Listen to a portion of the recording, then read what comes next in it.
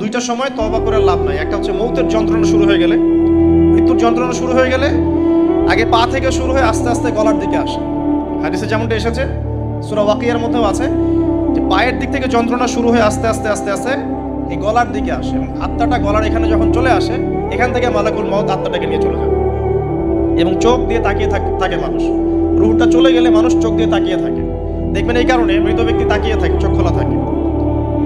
এবং তখন আসমান থেকে সিঁড়ি নামিয়ে দেওয়া হয়, ওই সিঁড়িতে করে আত্মা চলে যাচ্ছে, ও তাকিয়ে দেখে যে আত্মা চলে যাচ্ছে।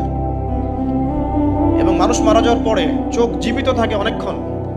মেডিকেল সায়েন্স যারা পড়েছে তাদেরকে জিজ্ঞাসা করবে, মানুষ ডেড হয়ে গেলেও চোখ দেখবেন আরো কয়েক ঘন্টা, হয়তো আরো নির্দিষ্ট একটা সময় পর্যন্ত চোখটা কিন্তু জীবিত থাকে। এই জন্যে চোখ বন্ধ করে দিতে হয়।